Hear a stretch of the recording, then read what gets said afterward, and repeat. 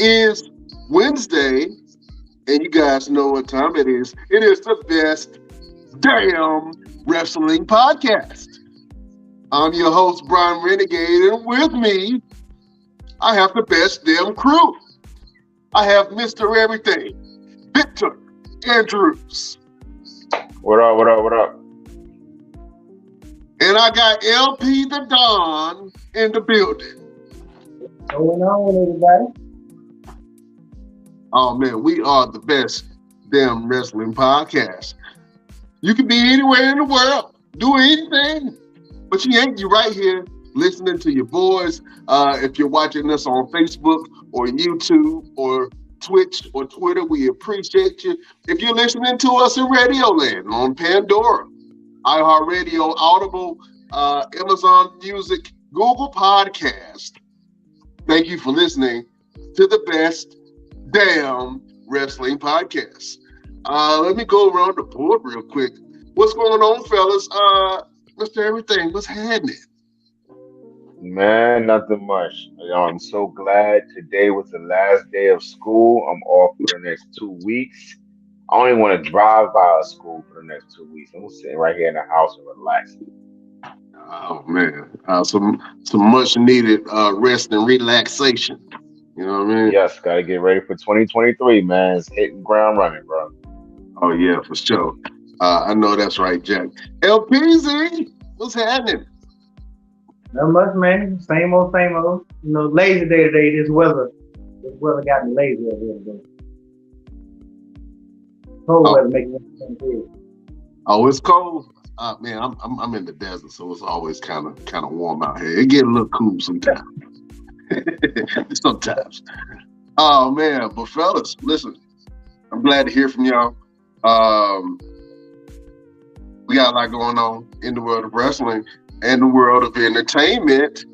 Beautiful people. You know we got to do it each and every Wednesday. It's hot topics. Oh man, let's go to SmackDown real quick because we saw some things on SmackDown that are pretty interesting. And one of the things that really piqued my interest was the introduction of Uncle Howdy. If you're not familiar with who Uncle Howdy is, he is a character, a brand new character from the mind of Bray Wyatt. I think it's going to be really interesting to see. Uncle Howdy looked very short. It looked like a female was donning the mask. I thought it was what's your girl name? Off of the bump. Kayla. I thought it was Kayla at first. I was like, is Kayla got the Uncle Howdy mask on? But one of Bray Wyatt's characters came to life, man, and Bray Wyatt was pretty much trying to say, I didn't attack you. By LA Knight. LA Knight had got jumped a couple times backstage, and Bray Wyatt was like, hey man, that's not me that's doing that. It's somebody else. And it turned out to be Uncle Howdy. I want to go around the room, see what your thoughts on that is. Mr. Everything, what do you think about one of Bray Wyatt's new characters making an introduction to the WWE universe? I think it's just like what LP said last week, and things need to start unfolding with Bray Wyatt, especially with these characters, to see where it's going to all go.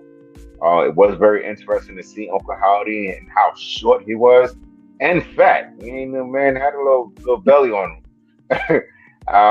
When he walked out, I was like, okay, let me see what this guy going to look like to see if it actually is Bo Dallas. But I don't think it's Bo Dallas anymore. I think it may be somebody they just put on the costume and throw everybody off. So, I mean, it's only a time will tell for us to find out who this person actually is and how it all going to unfold. Yeah, I definitely agree with you. LP, what do you think about Uncle Howdy? I don't think it's nobody yet. I anybody can put on that outfit and just stand out there and do it. But I don't know. Maybe I'm the only person that thinks so. I still don't think they got who the final person is going to be. I don't think it's fit yet. I think they're doing a lot of, like you said, throwing you off the direction of it.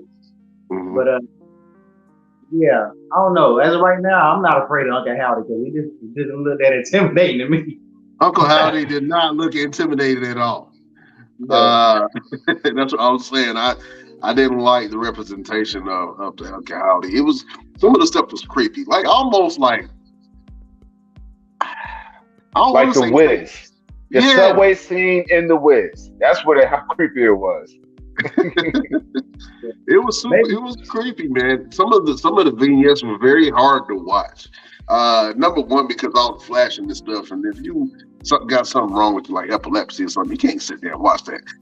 Number two, is some of the images in there were very disturbing, so I didn't like looking at it because it was creepy. You know what I'm saying? But and then I couldn't really get the message most of the time because it was really chopped up. But I guess he's delivering. I guess Bray Wyatt is finally introducing some of these characters. I'm interested to see where it goes and if Uncle Howdy is actually a wrestler or is he just a manager. a manager or a manifestation of Bray Wyatt's mind.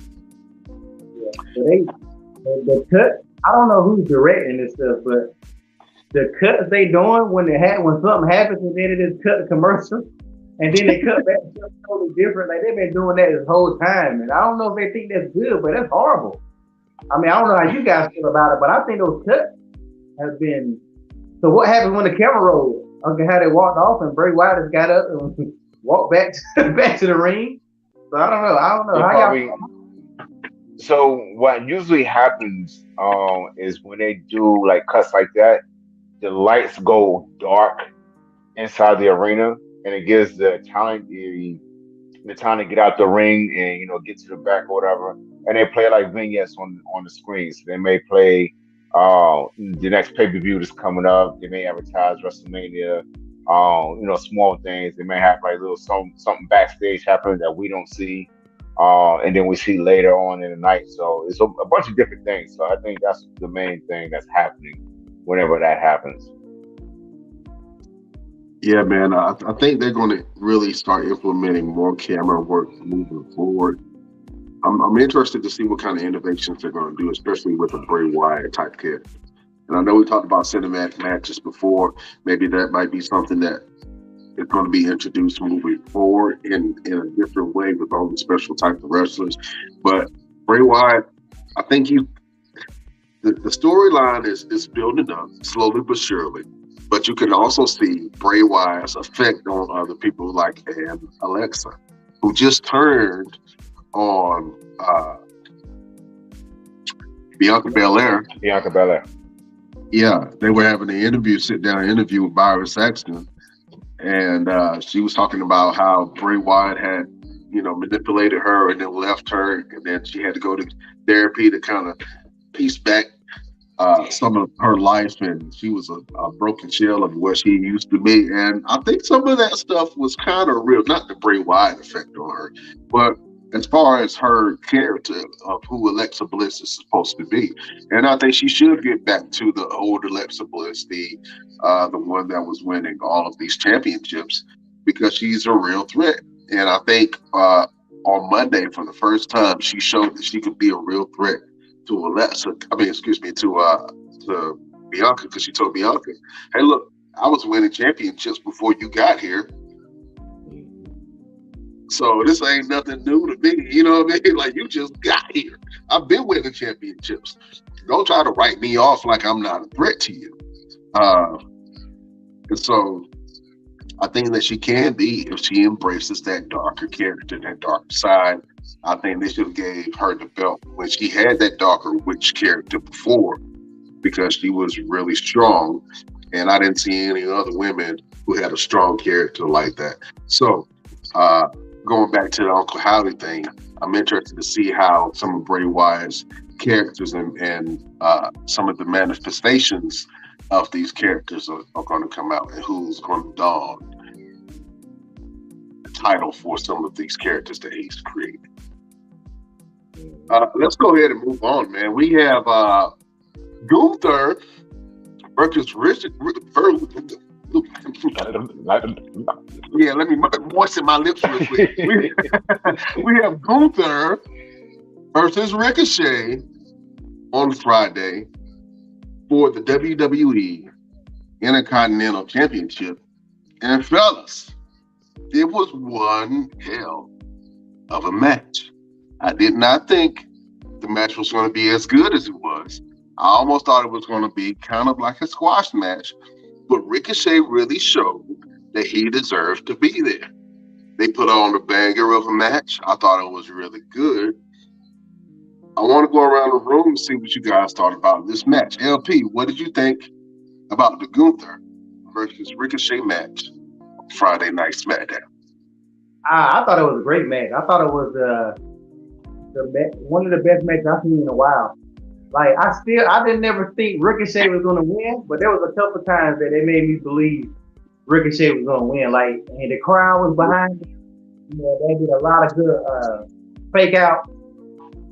But I didn't never think he was going to beat Gunther. Just a beast. I don't know if they're trying to make Ricochet look like the new Rey Mysterio almost. Except, you know, Ricochet's not short. But he did do one of those Rey Mysterio kind of matches where Rey Mysterio fought a bigger person and made it a good match. I definitely think. Yeah. I thought it was I thought it was a great match. Mr. Everything, from a Matt perspective, did you enjoy the match? Did you enjoy the matchup of Ricochet versus Gunther? I did, but I also hated how good it was, because now you put Gunther in a situation where he has to follow that himself. It isn't so much as other people on the show following the match. It's more so, okay, you did that with somebody that's smaller than you. With them leading to Gunther versus Braun Strowman, can you still pull that off? Can you get that same wow factor with someone like Braun Strowman? Because we talked about how Gunther and Sheamus was so good. Every match they had was so good.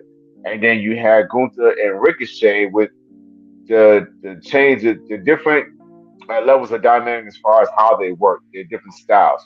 And it clashed so well that it looked so good. Now you have these big two juggernauts and Gunther and Braun Strowman. So are they going to be able to follow that up? I seriously doubt. I love Braun to death. It's my brother. But I seriously doubt they'll be able to follow it up the way Gunther and Sheamus and Gunther and Ricochet has been putting on these hellified matches. I want to see a good match between Braun and Gunther, but I think that the interaction that we got the first time just kind of made me think that if they did have a match, it wouldn't be that great. You know, just style wise. You know, Braun is a big guy. He wrestles like a big guy.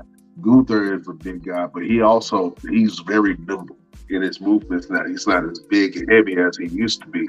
So he changed up his wrestling style a little bit more. He started including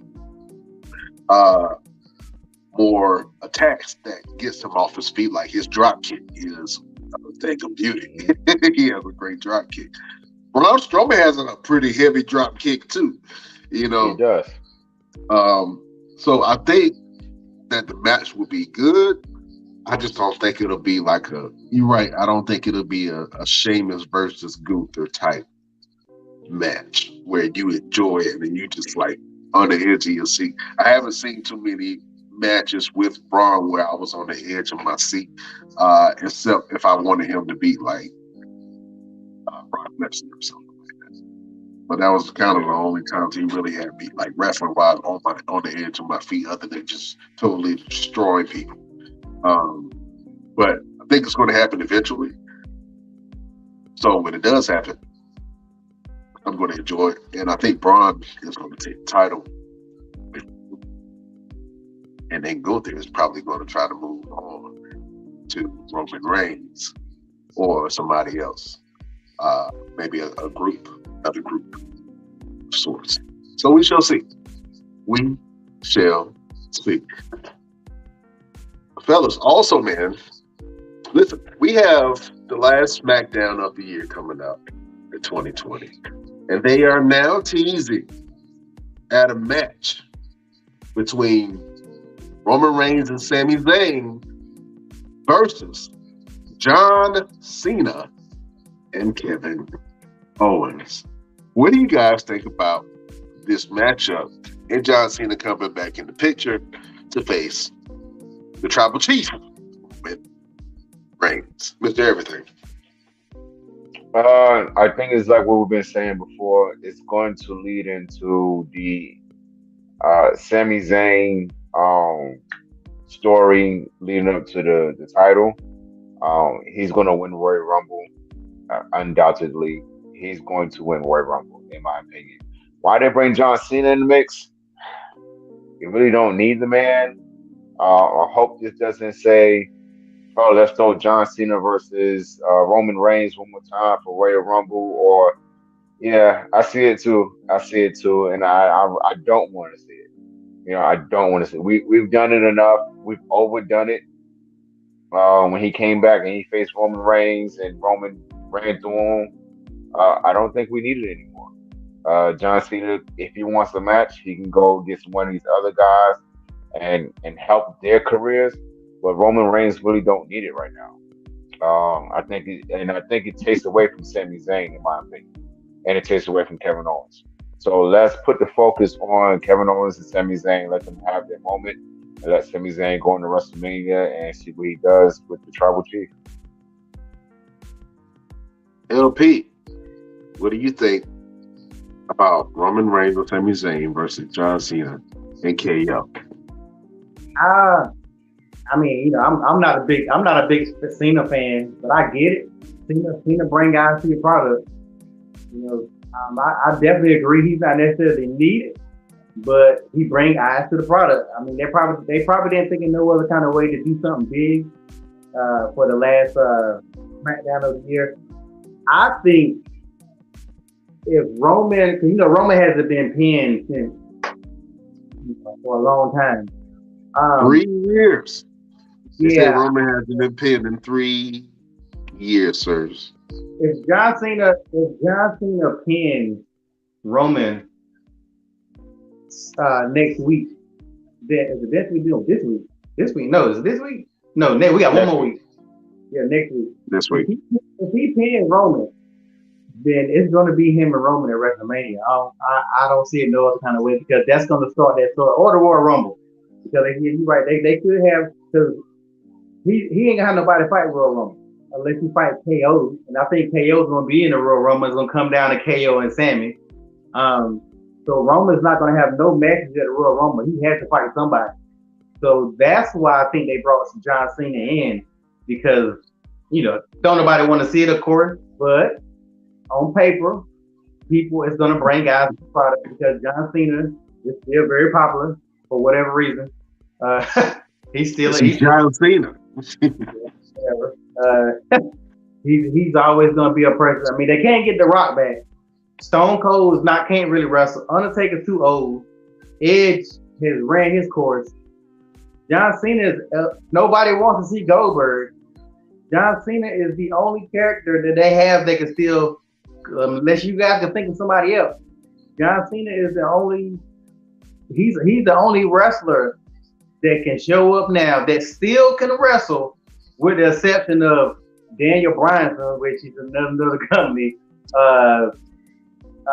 Anybody else that could do it, they're wrestling somewhere else. So Dean Ambrose. Yeah, but somewhere else. So John Cena is it. Like, so that's why they're doing it. And like I said, it makes sense. I ain't excited about it, but hopefully it'll be a good match and have something to do with the story that they're trying to write. But if Cena pins him, get prepared for that Royal Rumble match. But they're gonna protect Roman Reigns. They're not gonna have him get pinned by Cena. If anything, Cena probably pin Sami Zayn, and that'll start a little conflict between John Cena and Roman Reigns. Or we could increase the conflict between Sami Zayn and Kevin Owens, and have Sami Zayn pin Kevin Owens. It protects John Cena. John Cena can get taken out of the equation by Solo Sikoa, It enhances Solo's career. It protects John Cena. It enhances the situation between Cameron Owens and Sami Zayn, and it protects Roman Reigns. Yeah, but That's at the this best way to do point, it. does John Cena need to be protected?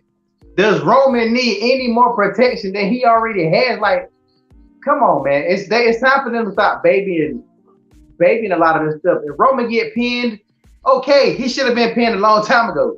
So if he get pinned by Cena, it's not going to ruin out one thing. These are the commentators that keep on bringing it up, blah blah blah. But it's not going to amount to a hill of beans with the story. Let Cena pin him. Let Roman be pissed off that his streak is over. And Roman still owes Cena for that time Cena owned him in that ring. And like, you remember that? I ain't gonna never forget that time he embarrassed Roman in that ring. Roman still got that comeback, and I think between now and then, Roman got to get his face back. He's the tribal chief. John Cena still made him his bitch. I'm sorry. Well, they had a good back and forth banter this summer when they did the Summer of Cena, right? And then John Cena faced Roman Reigns, and I think the thing that kind of sealed the deal for Roman Reigns. Roman was like, if John Cena wins the belt, I'm leaving the company. And that kind of, he was like, oh, okay, you gonna do that, huh? All right, because Roman Reigns knows he's top billing right now. Oh, and he beat everybody. So I think it's going to be a good match. I want to see that. I think that match is going to have some twists and turns. Sammy and KO have went to war before, so I don't think. I don't know why they acting like it's a big moral thing to go against your friend when they have done battle multiple times. So I think it'll be a really good match, man. I think Sammy is going to shine in that match like he always does. And in that match, Roman Reigns, Sami Zayn, John Cena, and KO, who's the star, fellas? Who's the star? Who's the star in this match? The referee. It's still wrong because everybody is more worried about what's going to happen if Roman's gonna lose. Yeah. Like I still think they're letting people come up, but they still stopping them to a certain point. They're still letting Roman bypass the myth and legend of Roman Reigns. You know what I mean? And why they're doing But I that? think I'm sorry, they still messing up the rest of the roster because, like I asked you guys earlier, and nobody could think of somebody. Who else could Roman fight in Royal Rumble? Cody. He can fight Cody. Cody got no business coming right back in the title shot. Austin Theory. Hey man, if anybody Roman Reigns, no. John Cena can wrestle Austin Theory. Did you say you wanted Austin Theory to wrestle Roman Reigns at WrestleMania? No. It's Royal Rumble. John Cena and Austin Theory at Royal Rumble. No, I'm talking about who can wrestle. Okay, let's say we say Cody. That's one person. Anybody else? And we ain't talking about nobody somewhere else. We talking about who they have now. Right now. On the roster. There's nobody. Kevin Owens. We can put Kevin Owens in there. Bray, but I don't know what they're doing with Bray right now. They keep him moving away right now. I have no idea what they're doing with Bray. Sheamus. Out of nowhere. I love Sheamus. I don't think so, man. Sheamus a bit good. I mean, they've done a lot of matches out of nowhere with Roman Reigns. So, but you at least want to have it, even though Roman not gonna lose before WrestleMania. You at least want to make it believable. Like they need somebody who can make it believable from here on out. Well, the one with Drew McIntyre at Crash of the Council wasn't believable, and that was just thrown out of nowhere. I believe that they was gonna let him take one of the belts. I did believe that. And also there's a thing I read before. They said originally what was supposed to happen was Austin Theory was gonna use his money in the bank, and they was gonna make it a triple threat match, and Drew was gonna win but he was only gonna get one belt. But they decided at the last minute to change it and let Roman keep both of the belt. That's what they should have did. That's why they let. That's why he held on to that Money in the Bank. And then when they decided not to do it, they didn't have enough for him to do that Money in the Bank. And we all saw how that turned out. So that was a horrible cash in. They ain't had to do my boy like that. But I think Roman is gonna have. They're gonna put somebody big with Roman. If not The Rock, then it's gonna be. If not The Rock, then it's going to be Cena. It has to be Cody. It's going to be Goldberg. Cena, Cody. It's going to be Seth? No. Man, listen. You don't want to see Seth and Roman? No. If you got to pay attention to the landscape, they keeping Seth away from Roman too. Like, they get long as Seth and Austin's theory, their little thing gonna go on for a while. I think their thing gonna go all the way. Maybe not a WrestleMania, but it's gonna be going on. It's gonna be going on for a while. Like, I'm telling you, they don't got nobody. It's gonna be Goldberg. I'm telling you. Now Goldberg just recently said he's done. He's done with WWE. He's not doing anymore. He just said in an interview just recently. Yeah, I know. Yeah, sure. Just like Mick Foley on the. It's a wrap on them. Oh man, let's go ahead and move over to Raw, fellas. Listen, there's a lot of stuff that happened on Raw, but the thing that really got my attention was when Rhea Ripley faced Akira Tozawa in the ring on Monday Night Raw. This was an intergender match. I'm not big on intergender matches. Akira Tozawa, there was a match before. Akira Tozawa interfered. He threw water in Dominic's face. Rhea Ripley got upset after they lost the match. She walked up to Akira Tozawa and landed a solid punch on his jaw. I heard it was a thud too. It was stiff. He got up. I don't know why the Street Profits egged him home to go in that match to get his ass whooped by one. But he went up there and obviously, he had some, conflictions because he didn't want to hit her. But you can still put on a good match with the woman, wrestling-wise.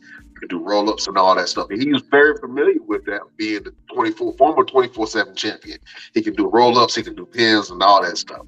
Rhea Ripley dominated this man in the ring, picked him up like a grown-ass baby, walked him around the ring. Every shot that she hit him with was stiff and hard. It almost reminded me of Chyna when Chyna was the Intercontinental Champion and she was dominating all the men on the roster.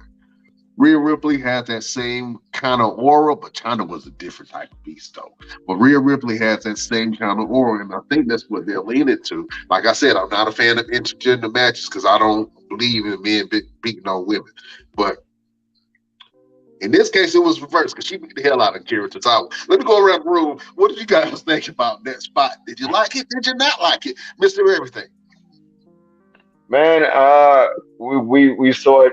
We saw the writings on the wall for a very long time. Let's not forget when Nia Jax got into the men's Royal Rumble and took everybody's finish. So they have been showing us that Rhea Ripley is a dominant female. She is like a Chyna in the WWE nowadays. So the only problem is, where do you go from there? Like, how do you continue doing this without taking away from a male superstar in this day and age? Like, back in the day, it was different. It was something we wanted to watch. Chyna versus Chris Jericho was always a banger. But now you have this day and age where it's like you said, we don't want to see a man fighting a woman. There's women that watch the product that say that's not right, or that's a trigger for me. So I think this may be a one-off for her until they figure out exactly what they're going to do with her as far as the women's division. But it was entertaining to see. It was entertaining to see. I don't think Akira Tozawa lost anything because Akira Tozawa is funny to me. Akira Tozawa, he's an underrated talent. And he's underutilized, but they do utilize him in a lot of comedy segments, which I do like because he is hilarious. To me, anyway. But like I said, I don't like seeing intergender matches. That's just me. I would prefer they went a different way with that. But they just try to test the waters and see if that's something that they can possibly do in the future. LP, what do you think about intergender matches, man? I I came up same as everybody else watching Mae Young get powerbombed to a table, and back in the days when they didn't give a damn. Like as I tell you guys, every week when I'm sitting there editing, I put on old Raws on Peacock, and I just let them play. And the matter of fact, I'm on there now when Stone Cold was the bad guy, and Stone Cold. This is Molly Holly and Spike had a little relationship. And Stone Cold beat them down so bad. Or you remember when Stone Cold beat Lita and the Hardy Boys? Like it came part of the business, right? So if you're gonna let Rhea start putting her hands on men, then those men are gonna have to start putting hands back on her. I mean, that's why they need to stop it, because also too, you don't want these young girls watching this thinking that's okay. Well, I can punch a guy in the face and he's not gonna hit me back. Like that can cause a lot of issues. So a lot of little girls dressed up like real for Halloween and stuff, and them little girls gonna go to just like our young sons and stuff do. They gonna go to the school and think they can punch a little kid in the face, and that little kid can give her a damn rock bottom. So I think they need to stop it. It's like either leave her in the female division, or y'all go ahead and bring it back. She start having matches with men and let them wrestle her. So I think it's a bad idea for them. They already showed she's strong. They ain't got to keep on trying to push the envelope. Because even AJ Styles boys, what Gallows and them, like yeah, that dude would have powerbomb her. Like everybody would have been like, oh no, but it's like, come on now. So you got, they need. I'm not a fan. I'm not against intergender matches. Like I know you said you don't like it, but if it's done right, it's safe. I think it's perfectly fine. It's just like women playing football or women doing a lot of other sports with men. If you do it right, and but no, once you step in that ring, that's what it is. They can't keep on letting her attack people, and then they almost attack back. But then like, oh no, she's a woman. It's 2022. Women's gender roles are supposed to be going away. So y'all can't be generalizing. Oh no, she's a woman. No, that woman just body slammed me on the hard mat in front of everybody and my mama. Yeah, like, Nia Jax kept on doing a whole lot of stuff, and I don't know if you guys heard, but when she punched R2, they said she really hit R2 for real. Like they said, like afterwards, they had some words. Like, gotta be careful. Oh man! Speaking of terrorizing and attacks, man, the Bloodline came to Monday Night Raw, and they wrecked shop on everyone. They beat up the OC.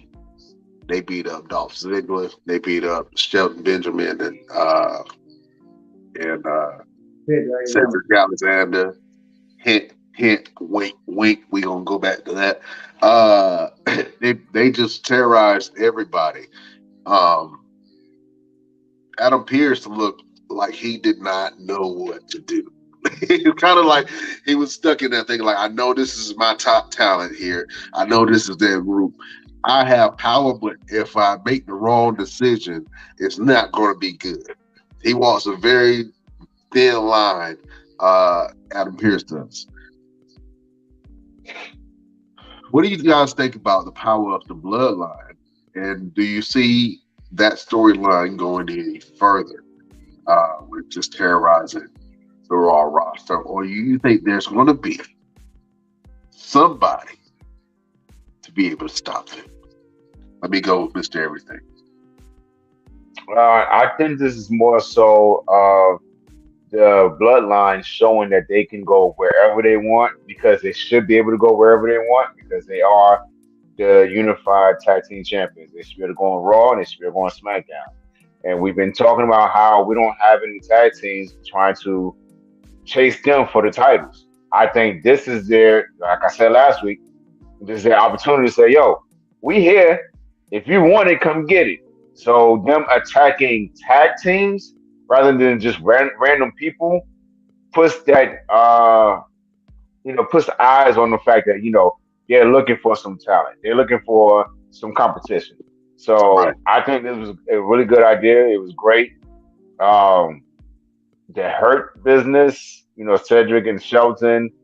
I don't really see that happening as far as them with the Usos, but it did give them some TV time. It did take them out of catering for a little while. So let's see what happens with that. Let me put a pin in that, sir. And LP, I don't want you to mention what he just mentioned because I'm a transition. But what do you think about the Bloodline terrorizing the Raw and SmackDown rosters? I thought it was something different. It was something. It gave me NWO vibes, even the way they filmed it or whatever. I thought it was cool. I didn't like the way it ended with the last match because it was like they ran out of power. They was like, it's like the bad guy. Then he's doing a good team. He just get weak. It's like they were beating everybody the whole show, but then y'all can't beat Seth Rollins and KO. And where the hell was KO the whole entire time while all this is going on? He had time to come out with his music drop. Everybody been getting smashed since the show started because of you. Since the show's smart. Yeah. He been hiding in the back. Yeah. I'm like, where are you at? You got time to get music drop, bro? Like, you should have been out there. So I think I do like the way they did it. I don't think the Bloodline is like a corporate ministry where they got a bunch of guys you're afraid of. Like, I really think Solo is probably like the powerhouse. You shouldn't be afraid of Jimmy and Jay and Sammy Uso. I'm sorry. Like, they're not Braun Strowman or scary kind of guys. Nobody in the I hear what you're saying. Before damn near a whole year, Jay Uso was beating up dudes in the back. He was beating up people in the ring for a whole year by himself. Jay showed his dominance. Jay showed that he can be a main event player. I think when the bloodline kind of separates and do their own thing, Jay Uso is still going to be a star wherever he goes. So and I know what you mean, but them two twins, man, they got something special. They got something special when they touch that ring, man, and that is something that I haven't seen in a lot of other tag teams. Just the way that they communicate and the flow of everything is on point, man. And so you got to give credit where credit is due, man. The bloodline is dominant right now. Even this Sammy Uso is super over. Sammy is more over than everybody in the bloodline but Roman Reigns. Nah, he's more over. You think he's more over than Roman? I personally think he's more over than Roman. Start paying attention to the pop. Okay. Sammy is a huge pop. He's over. Roman does. Don't get me wrong. Roman does too, but that's why I think that's how they're gonna start changing that story. Like, Roman got to be like last week. Like, they coming to Sammy before they coming to me. Like, they get more. Yeah, so that's why I think the story is headed. I guess we'll find out after, what goes on, what goes in the match. Because to be honest, Roman may do something and make Sammy take the loss, and then Sammy be like, "Hey man, I had it won, but you the one that messed it up," and everybody be like, "You did mess it up." So, in the infamous words of Roman Reigns, "You guys don't deserve Sammy Uso."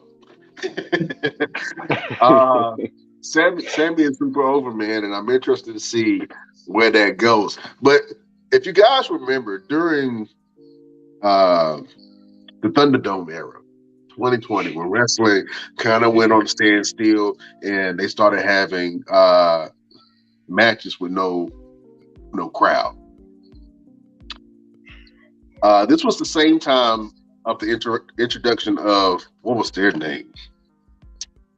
led by Mustafa Ali.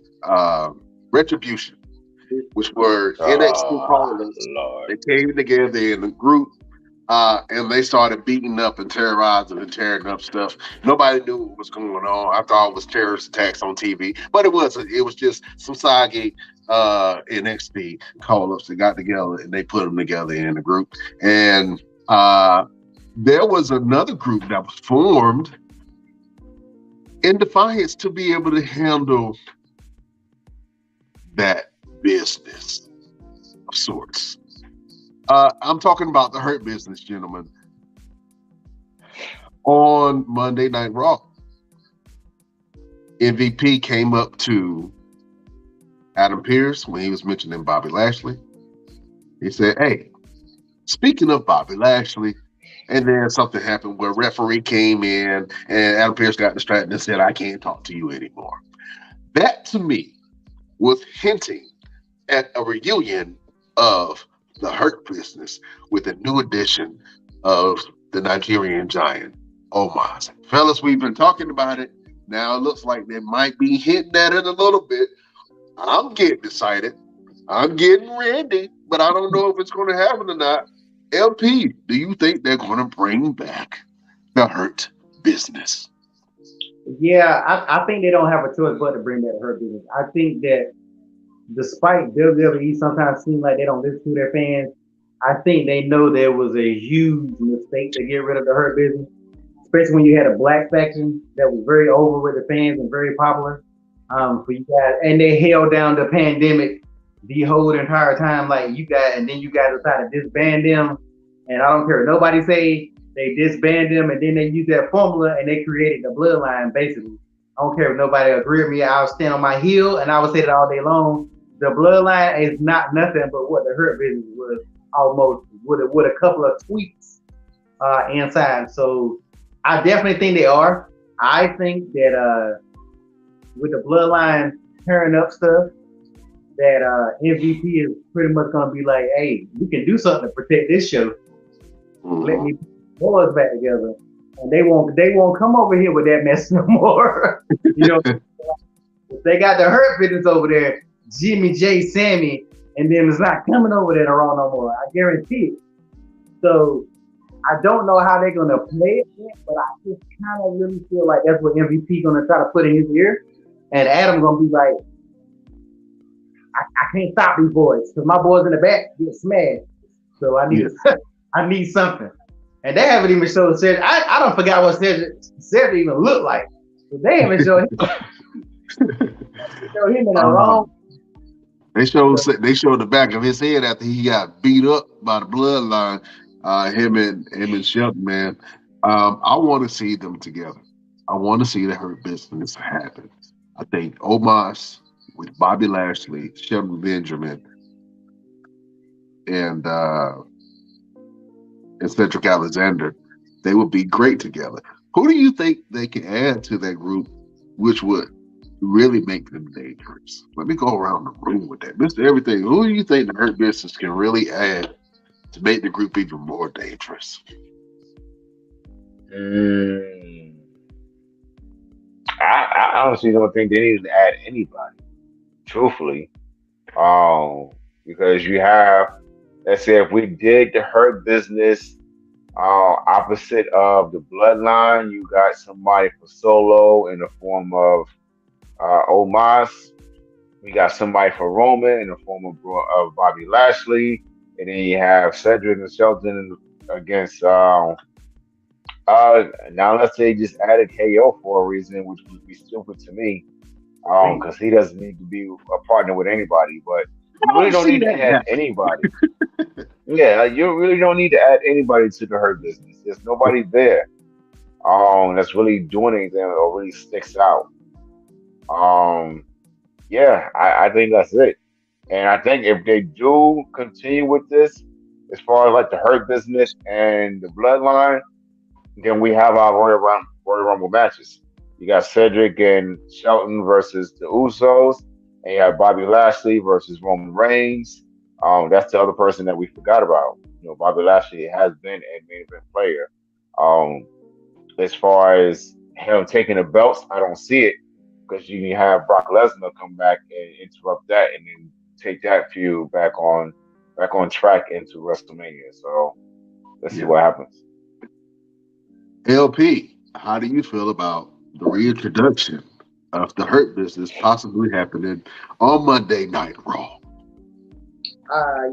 If they got Omos, they stronger than the Bloodline. I mean, I'll take Bobby over Roman any day of the week. If you want to talk about if you want to keep it 100, Bobby can beat Roman easy. I really think Shelton. I'm a diehard Shelton Benjamin fan. Cedric Entertainer. I was about to say Cedric Entertainer. Cedric Alexander. Yeah. Cedric Alexander. I didn't know much about him until the Hurt Business. I know he was new, but he's good. I think that they can beat Jimmy and Jay. I don't think they would do it as soon as they form the Hurt Business. I think that would be too much of a shock. Omos.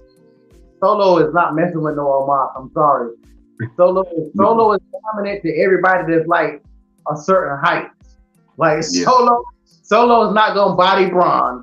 He's not gonna body who's another big man. He has some trouble with Gunther. Yeah, Solo will beat everybody else, but if he got to do this right here, he's not. So you put that together. Unless they decide to add a female, they don't need to.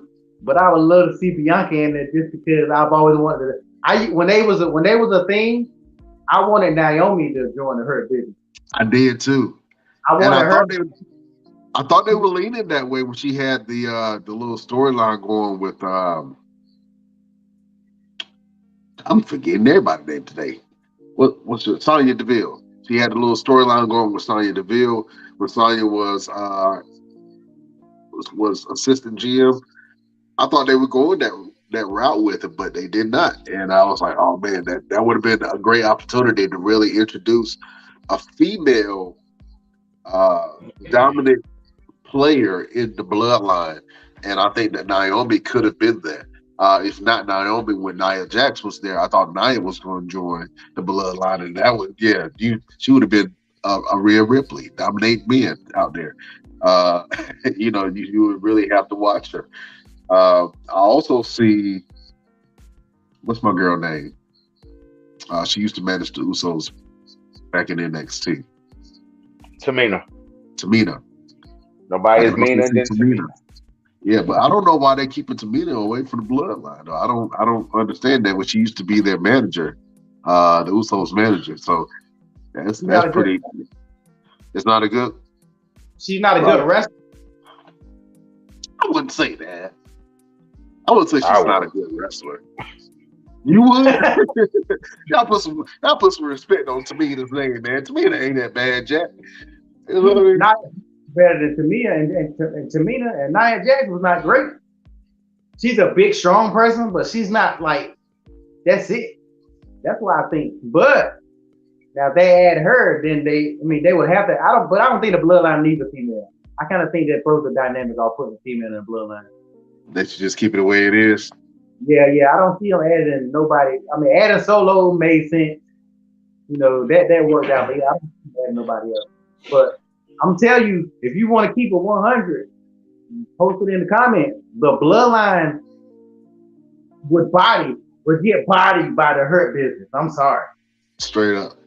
I would have to agree with you, especially if they put Omos and Bobby together. I don't see nobody really standing in their way, to be honest with you. I don't see that at all. They have to call The Rock. They will have to call The Rock. Exactly. Oh man. Well, fellas, let me slide over to NXT, where the New Day defended their new WWE NXT Tag Team Championship against a team of Josh Briggs and Brooks Jensen. They're very good, man. I like them boys, man. They smash mouth. They almost remind you of Bradshaw and Farouk. The way their style is, and the New Day had some trouble with Josh Briggs and Brooks Jensen, man. But the New Day ended up pulling off that win and defending their NXT titles. They look good. They fit into the whole mold of NXT, and I know we said that they'll be a good fit. But how do you guys feel like the New Day is fitting into the NXT landscape? Let me go Mr. Everything. Man, I mean, it's amazing. I mean, because you think about the main roster, once you get to the main roster, everything kind of waters down a little bit. Like your whole style, your high flying abilities. We don't really see Kofi Kingston doing the things that he's capable of doing.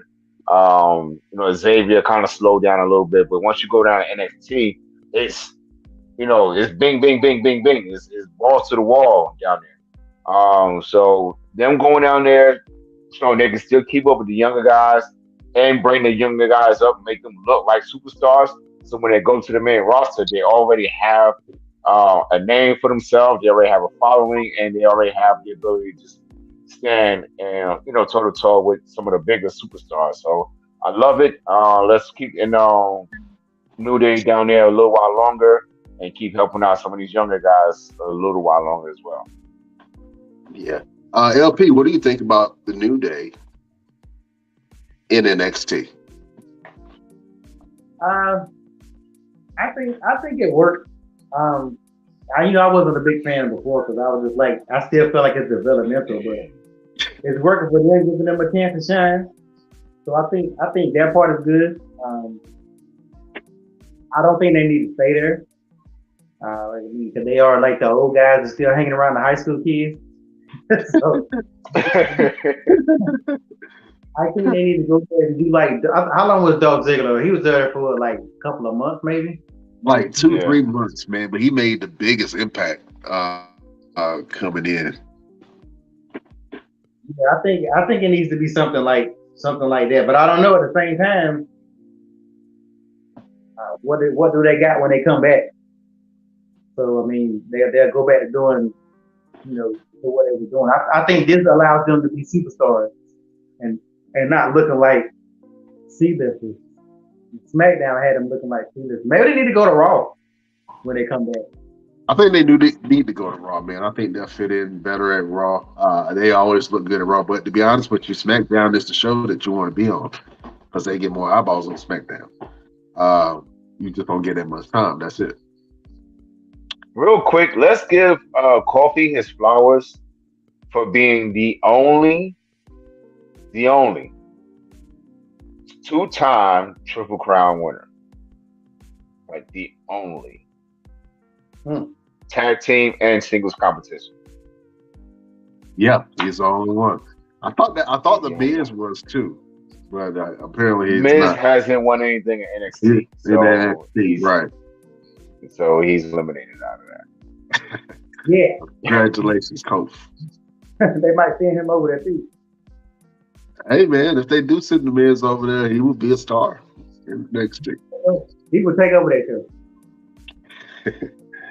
Well, another person who came from NXT is Otis, man, and today Otis is celebrating a birthday. So, fellas, from everybody at the Best Damn Wrestling Podcast, we want to wish Otis a very happy birthday. And if you see in the bottom, you see the beautiful Mandy Rose.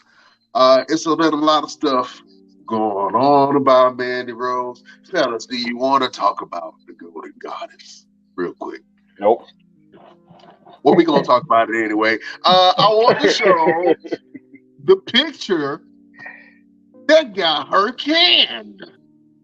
Oh, man. That was it right now. Mandy Rose, man, putting some risque stuff up on her fans only page. News just came out. She said, "I'm gonna keep the page up." But you know what? I want to commend Mandy Rose real quick because I watched the match that she had, where she had to drop the belt. She was very professional the whole entire time. Even though she knew she had just got fired, even though she knew she had to drop the belt, she was a class act professional. and she could have freaked out. She could have had a CM Punk moment. You know what I'm saying? But she did not. She kept it professional. So I want to commend her for doing that. But Mandy Rose is out here on her fans only page making $500,000 in a week. Making $500,000 in a week, Jet. You know, it got me reevaluating life. I'm like, I can put some toe pictures up real quick. You know what I'm saying? Hey, hell, it's a holiday, boy. I got some section kneecaps. I can make some money off these kneecaps. You know what I'm saying? She making $500,000 off of nothing. She ain't even showing nothing. She, $500,000. I'll show some toes real quick, just where I signed up at. Man.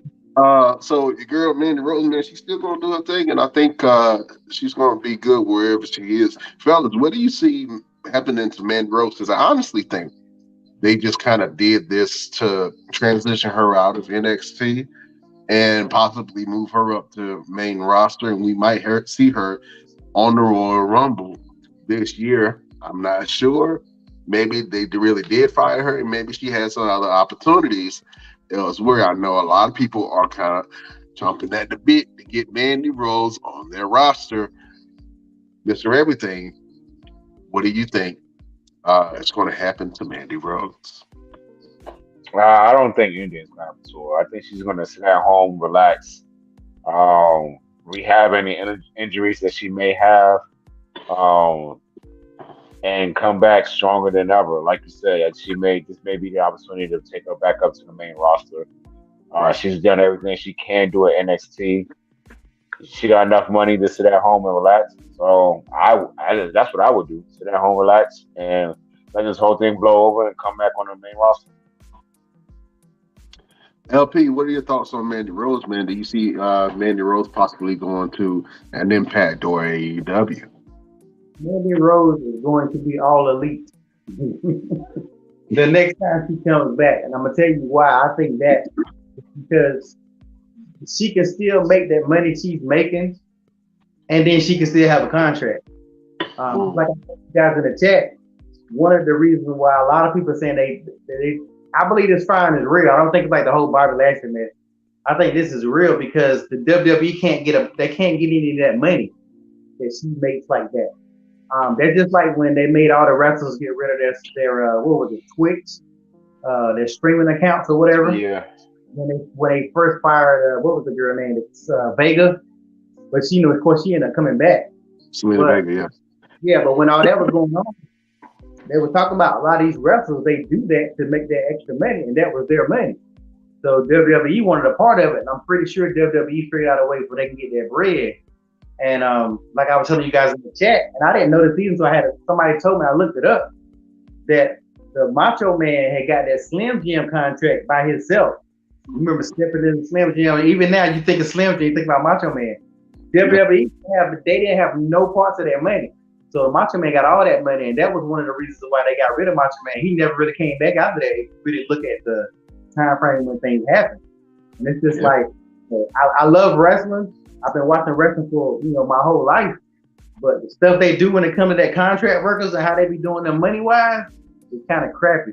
So I think Mandy Rose should go ahead and find somebody else because look what I did for y'all company. Y'all mad at me because she's not gonna make that kind of money probably on a contract. So, and she's still gonna make that money. Like that money still gonna keep coming in. So go ahead and get that contract, Tony. If you want to keep on wrestling or wherever you want to go and keep on making that money, because your body's not gonna. The thing with wrestling is your body's not gonna be able to do this forever. And look at how many wrestlers that are that don't have the money that you probably think they would have because they didn't invest. I'm not a John Cena fan at all, but I get it. John Cena wants to do movies, and he's making some money, doing movies. Roman probably is thinking the same thing. Roman's not going to be the tribal chief when he's 80.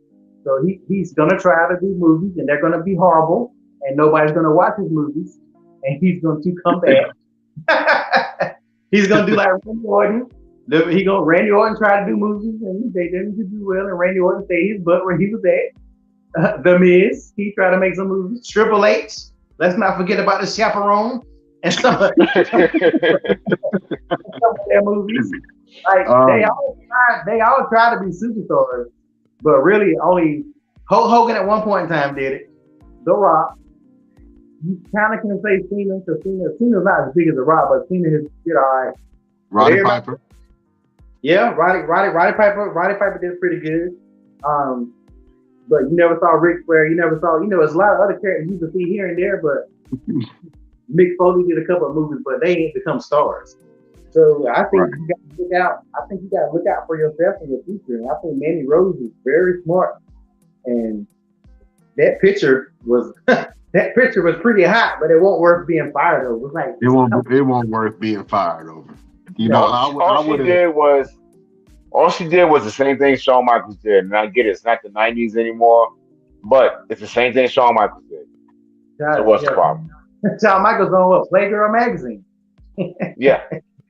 We talked about it. I mean, and that was a different time period too. You know what I mean? Because China was in Playboy. Yeah, when but she had a WWE contract, and she went full nude. Who was that connected to? The WWE got some of that. China. Who did Playboy? China. Tori Wilson, I believe. Charlotte Flair. Charlotte did Playboy? No, did she? When? No. I gotta look that up. Christy Hemme did Playboy. Trish Stratus never did it, even though that's what I was waiting for. I was waiting for Trish. I used to be like this, waiting. Never. Oh man! But WWE did that contract. Like I said, it goes back, and WWE gets some of that money. Well, man, listen. Talking about money and superstars, man. Sasha Banks has been in the news for WWE, and Sasha Banks is demanding more money from WWE. She feels like she should get paid the exact same thing that Charlotte Flair and Becky Lynch are being paid. As part of the Four Horsewomen, I don't see why she wouldn't be able to get the same type of money that a Big Time Bex or a Charlotte Flair or Ronda Rousey is getting. She's in that caliber of athletes. She has all the accolades. She has the star appeal. I don't know why you wouldn't want to pay her that amount of money. But I also understand that there's an era of arrogance and attitude when it comes to Sasha Banks and demanding what she wants. And she has all rights to demand what she's worth. But I would want to see those negotiations played out a little bit better, man. And I would like to see Sasha Banks back in the WWE ring. She doesn't have to come back. She doesn't have to come back for the money. But I kind of do think that she should get paid the exact same, if not a little bit more than Big Time Bex and some of these other women, high caliber women like a Ronda Rousey and a Charlotte Flair are getting paid. Mr. Everything, do you think that Sasha Banks has some validity in her claim in wanting more money from the WWE? Absolutely. I mean, because she was the first one to do a women's cage match. I mean, she was the first in doing a lot of different things that everyone talks about. And I want to say Becky Lynch is getting close to like $5 million a year. I just recently looked at the WWE pay roster. The highest paid right now is Brock Lesnar at $12 million. $12 million. $12 million part-time. Part-time. $12 million. But yeah, Sasha, she does have a good argument. Because she is one of those, like you said, the Four Horsewomen of professional wrestling. So why not? I mean, she's better than Ronda Rousey. She's $10 million better than Ronda Rousey. Okay, so get a woman that money. LP, do you think Sasha Banks has a legitimate claim for wanting more money from the WWE? Yeah, Sasha should be one of the top 3 or 4 when it comes to the highest paid female. I mean, I don't know what the we definitely should go over those rates one day about who's getting paid what because that's a lot of money. Because I like Becky, but I don't know if she deserves that much. Like, hey, God, that's a lot. Wrestling wise, I know one thing we didn't ever do. We did the men. I think we did everybody else. But did we ever do the Mount Rushmore of female wrestlers? Like who do we think should be on the Mount Rushmore of female wrestlers? Because I probably would put Sasha Banks on there. I gotta think. I gotta think. But Sasha Banks might be on there. But I'm trying to. It just hit my head. Oh man, I think on my, and you can only pick 4 women, so that's kind of tough. I think, shoosh, on my Mount Rushmore for women, I think I would have to put Trish Stratus, China, Charlotte Flair. Oh, who was that? Who was that last woman? You got to be a pioneer. I would say somebody like a Mae Young. Mae Young or Molly Holly.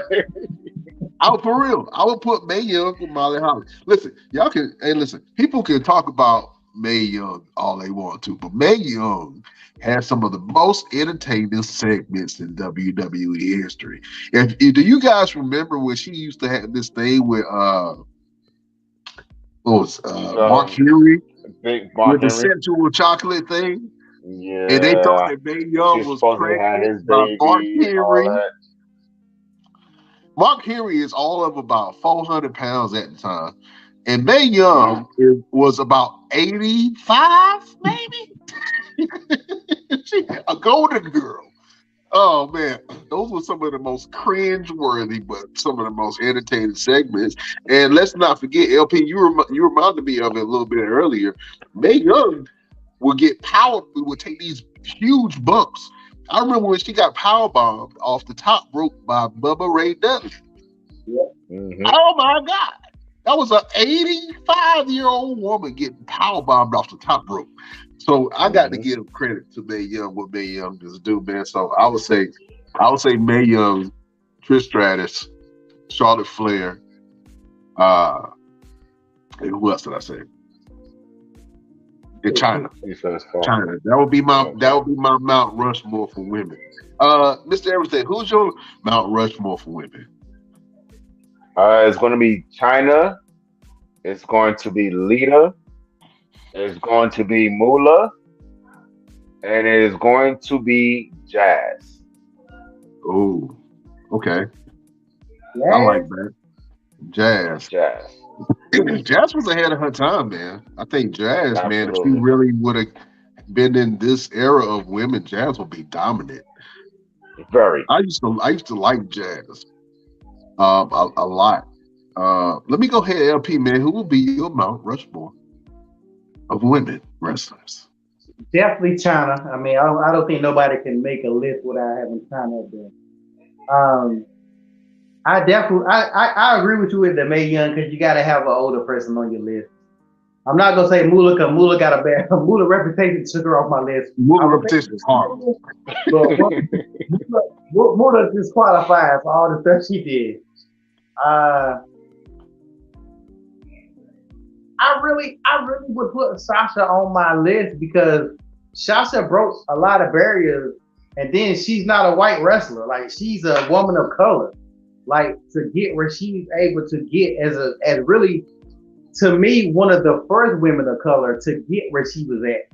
And I say that Jazz was Jazz. We had Jacqueline. We had a lot of women of color, but nobody never really became superstars. Right. Sasha, somebody else was the first woman of color superstar. So I definitely got to put Sasha up there. And I guess I put Go ahead and do it. Go ahead and do it. You know you want to. Go ahead and do it. Put Charlotte over there. Charlotte Flair. Charlotte Flair. No, I put Charlotte anywhere close. What? I put what Charlotte ain't accomplished number being the seed of Ric Flair. Blasphemy, sir. I put Lita.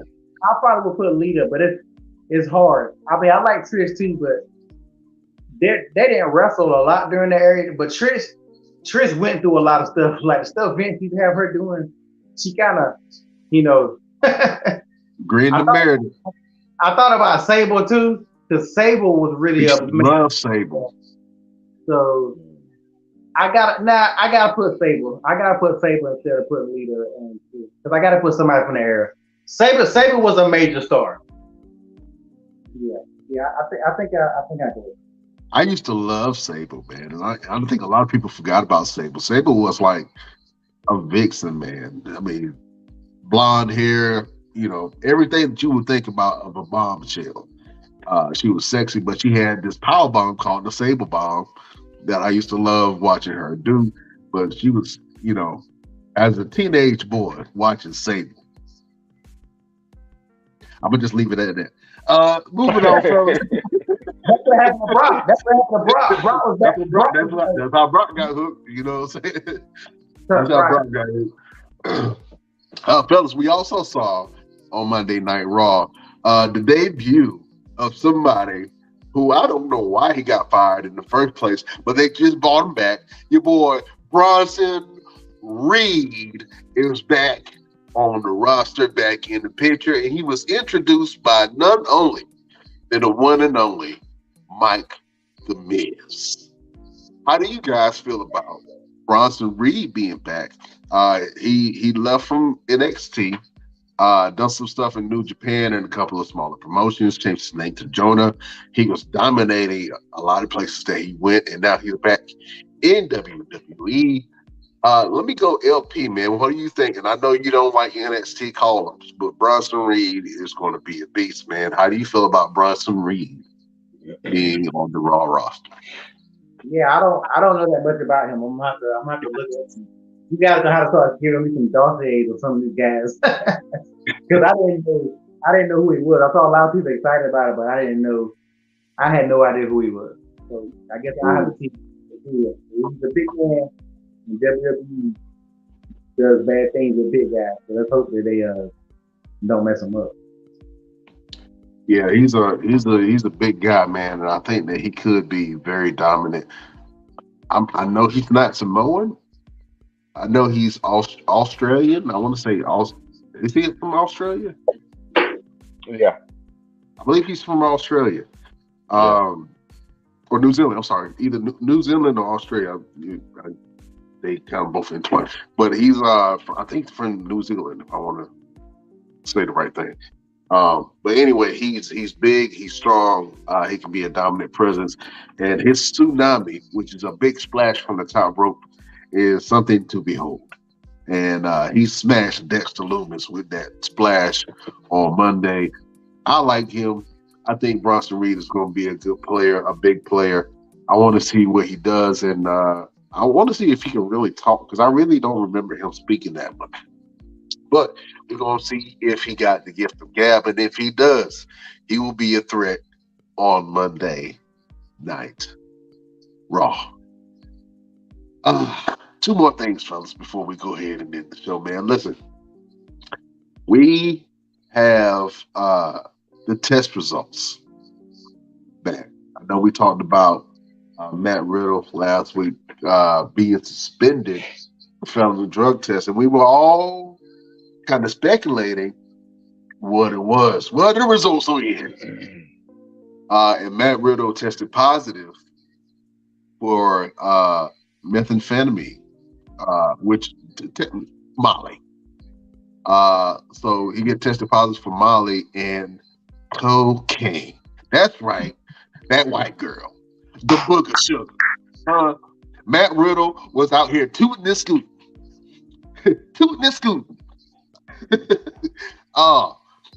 was I didn't want to see that, but Matt Riddle, he's trying to get better. I think he's working on his mental health. He's been through a lot.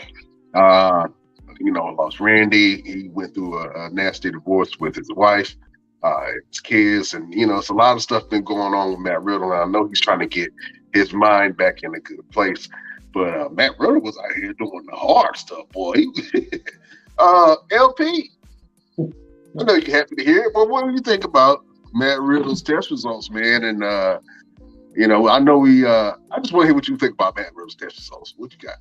I mean, anybody that got a addiction or anything like that is not a funny thing to joke about. If the guy needs help, he needs to get help. But they need to change his character as well if he comes back. You can't have a guy who's all about smoking weed and doing drugs and then fire him for doing drugs. I mean, the guy pushes. I know marijuana is legal in a lot of states, but at the same time, as a role model, or he's a baby face. So you got kids. Daddy, what's 420? Daddy, why did you talk like that? Daddy. So you got a lot of parents that probably got to explain what his whole. He's a Shaggy from Scooby Doo. If he was a wrestler, that's his damn thing. Shaggy from Scooby Doo. Yeah, getting wasted. So Zoinks. Ain't fire a man that gets high for getting high.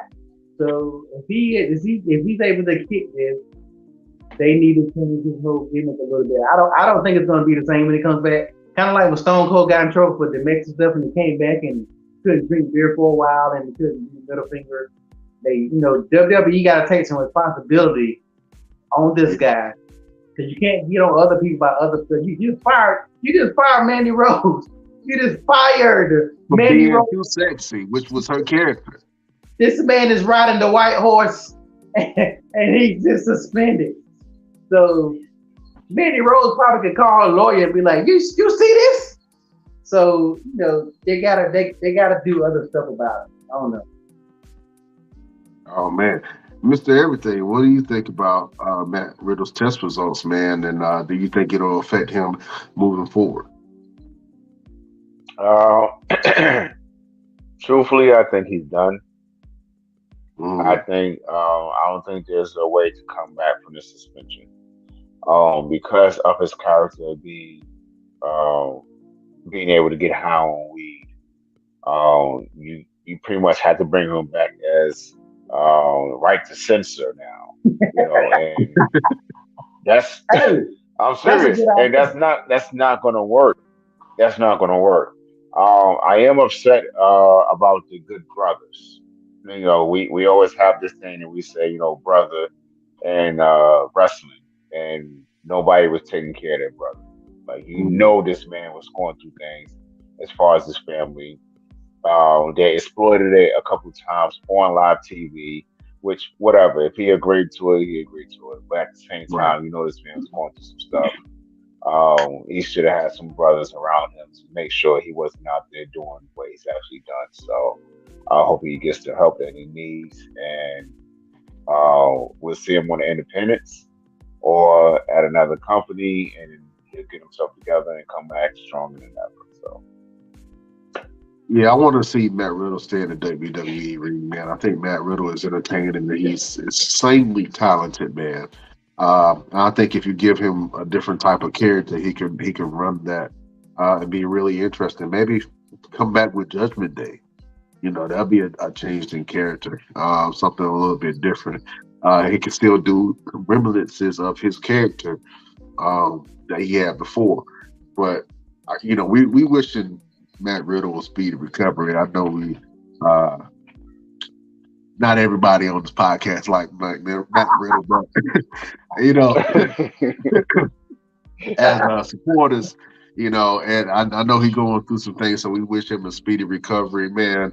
It's not easy going through some of those things, and sometimes going through hard things like that alone, and not everybody see. Are you burning a lighter? Riddle? He had a crackhead lighter. What in the world, bro? LP, sir. Oh man, hey look, Matt Riddle, we want to see you back, man. Get a speedy recovery, man. Kick all the drugs and the habit, kick that booger sugar to the side, and come back and wrestle for us, man. You know what I'm saying? Oh man. One last thing, fellas, I got to talk about. There is a lot of news going on now about the botch heard around the world. Um, your boy Top Dollar from I was about to say Street Profits, but that is not the name. Oh Your my boy Top Dollar botched the move live on TV, man, and it was pretty bad, man. If you guys don't know what Top Dollar looks like, there he is right there. I like Top Dollar. Top Dollar can spit. Top Dollar got style. He got swag. He's a big guy. He can go, but he did a botch that was absolutely unforgivable. And all the wrestlers on the bottom that was supposed to catch Top Dollar as he was doing this big ass dive over the top rope, and he got hung up in the ropes. They still played it off. They did the jobs. They played it off. I'm sorry if I'm wrestling. If you didn't hit me, I am not falling. If you did not touch me, I'm not going. Right. Please, can we stop doing that? Please. Oh my gosh. I would have just stood there and looked at him like, yeah. Yeah, if wrestling didn't look fake already, that definitely did not put it in a good light. It was a horrible botch, man.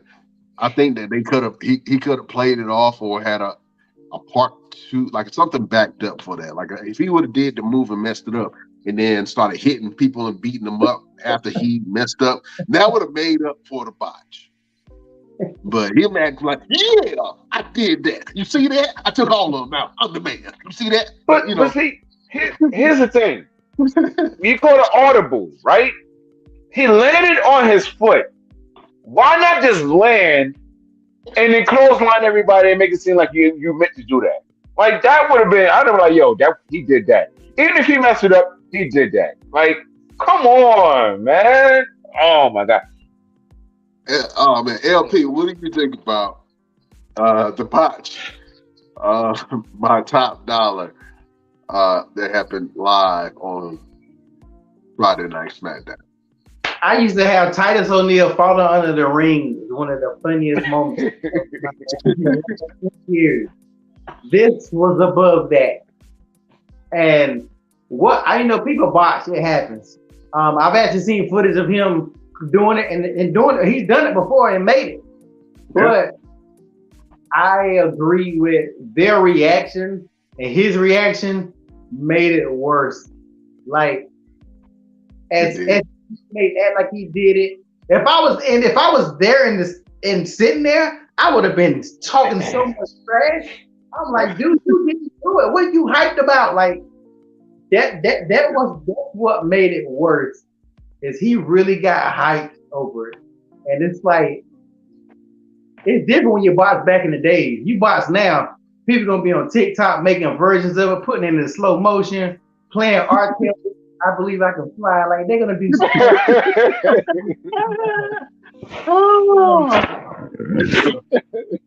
can't do those kind of things now, like, and not think people gonna, run with it.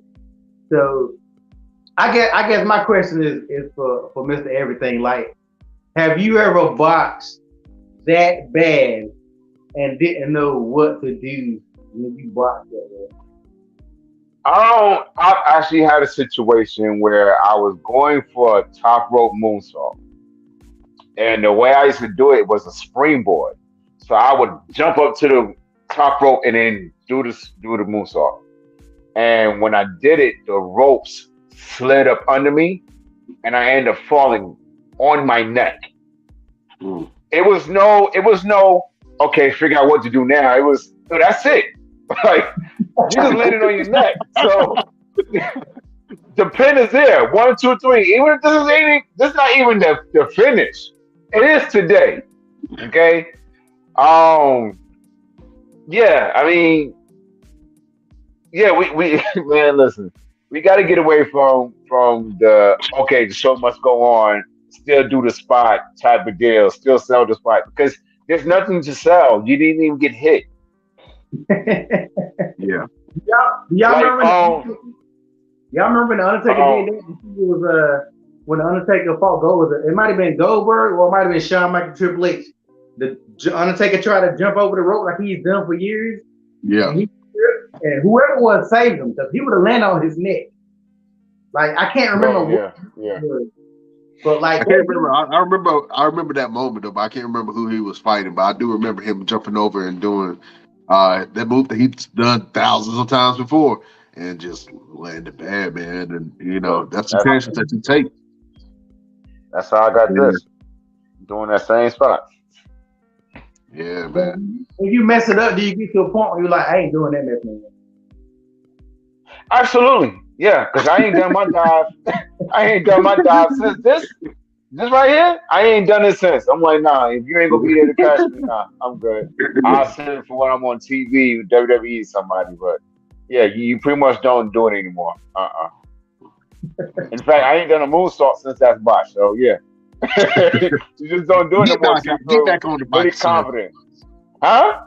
Get back on the bike, sir. Go ahead and start doing moonsaults again. Man, put some gas in that bike and maybe I'll do it. But pedaling? Nah. Oh man.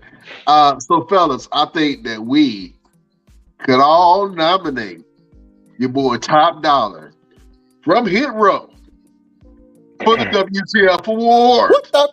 What's that?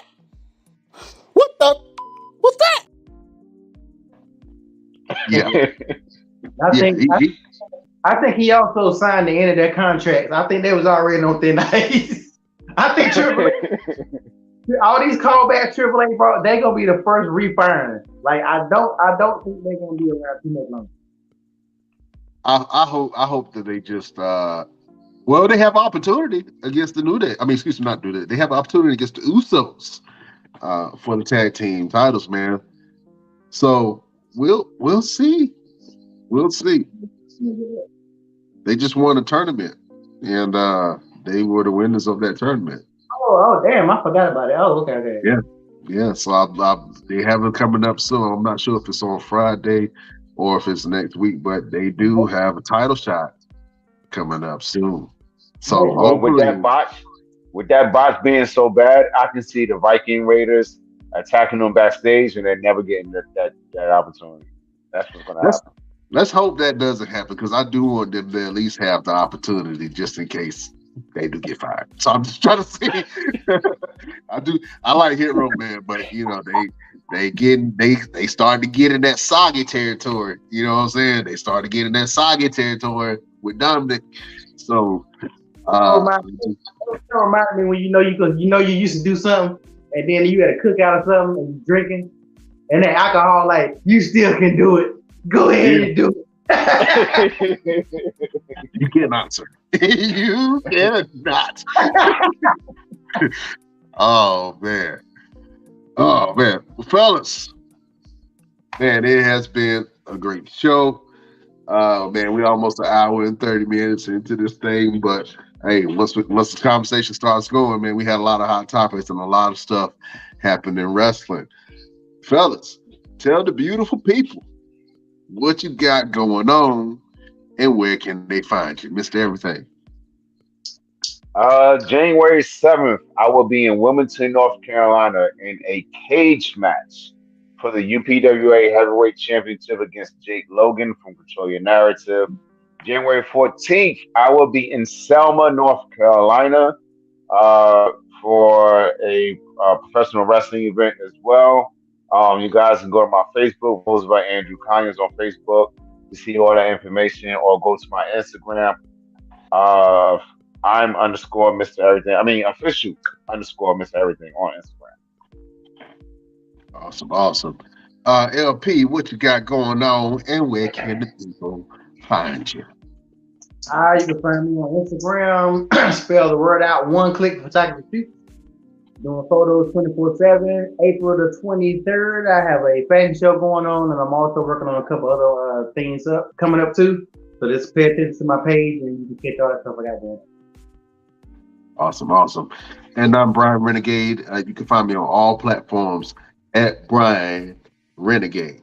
And if you want to follow the show, You can follow us on Instagram at The Best Damn Wrestling Podcast. You can follow our Facebook group at The Best Damn Wrestling Nation. You can follow our Facebook page at The BD Wrestling Podcast. You can follow us on Twitter at Best Damn Crew, and you can follow us on Twitch at The Best Damn Wrestling Podcast. And if you have a TikTok, you can follow us on TikTok at Best Damn Wrestling Podcast. And if you want to support the show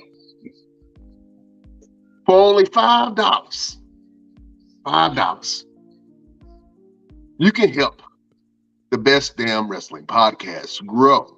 Just go to our Patreon, www.patreon.com/The Best Damn Wrestling Podcast. And we got all kind of goodies for you. We got shirts, mugs, hoodies, caps, toenail clippers, condoms, anything you want at the Best Damn Wrestling Podcast Patreon page. We got you. So join us on our Patreon and help the show grow. Listen, fellas, this is the end of the year. Christmas is upon us. Next week will be our last show of the year, and that's going to be kind of juicy. I'm excited.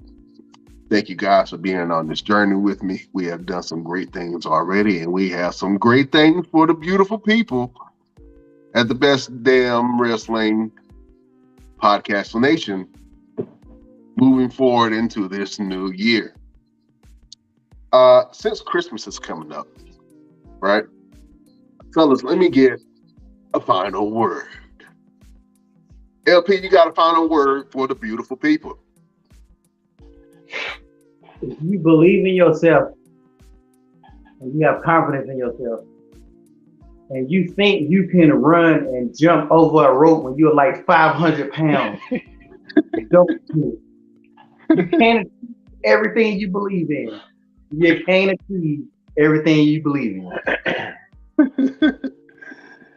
Oh man, Mr. Everything, do you have a final word for the beautiful people?